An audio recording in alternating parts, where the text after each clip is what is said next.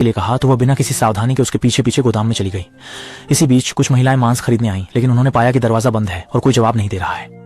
लेकिन कुछ ही मिनटों बाद महिला कर्मचारी आंसुओं से भरी बाहर भागी। उसकी रोने की आवाज छोटे शहर में गूंज रही थी, मानो वह अभी अभी हुई घटना की शिकायत कर रही हो। दुर्भाग्यवश कोई भी आगे आकर आरोप नहीं लगाता, बल्कि कुछ लोग तो अर्थपूर्ण मुस्कान भी दिखाते हैं। इस घटना के बाद कार्ल का जीवन सामान्य दिखने लगा, लेकिन उसके मन की उथल पुथल कभी शांत नहीं हो पाई। इसी दिन जब वह अपने बेटे के साथ फुटबॉल खेल रहा था, उसने पड़ोसी के घर की महिला पर ध्यान दिया। हालांकि वह अब युवा और सुंदर नहीं थी, लेकिन उसकी गंभीर मुस्कान ने मानो सब कुछ कह दिया। उसके बाद से कार्ल अनजाने में हमेशा उस महिला की दिशा में देखता रहता, इस बात से खुश कि इस दुनिया में कोई और भी है जो उसकी तरह महसूस करता है। जब उसकी पत्नी और बच्चे चर्च जाने के लिए तैयार हो रहे थे, कार्ल को लगा कि मौका आ गया है, इसलिए उसने असामान्य रूप से सूट पहना और उम्मीद से भरा हुआ पड़ोसी के घर के नीचे पहुंचा। लेकिन जैसे ही वह दरवाजा खटखटाने वाला था, उसने देखा कि एक आदमी उसे घूर रहा है। मजबूरी में उसे यह मौका छोड़ना पड़ा, लेकिन कार्ल ने जो नहीं सोचा था वह यह था कि घर लौटते ही उसे एक बुरी खबर सुनने को मिली। प्रार्थना खत्म करने के बाद उसकी पत्नी ने उससे तलाक लेने की बात कही।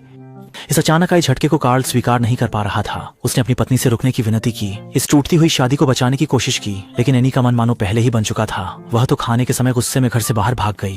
कार्ल ने बड़ी मुश्किल से अपनी पत्नी को वापस लाया। उसके बाद से एनी पूरे दिन बिस्तर पर लेटी रहती, न कुछ खाती न पीती। यहाँ तक कि जब पति खाना लाता तो भी वह खाने से इनकार कर देती। अपनी पत्नी की दिन ब दिन गिरती हालत को देखते हुए कार्ल को दुख और बेबसी महसूस हो रही थी, क्योंकि वह नहीं चाहता था कि उसकी पत्नी भूख से मर जाए। उसने जबरदस्ती एनी को बिस्तर से उठाया, चाहे वह चाहे या न चाहे। अपनी पत्नी को हमेशा अपने पास रखने का फैसला किया।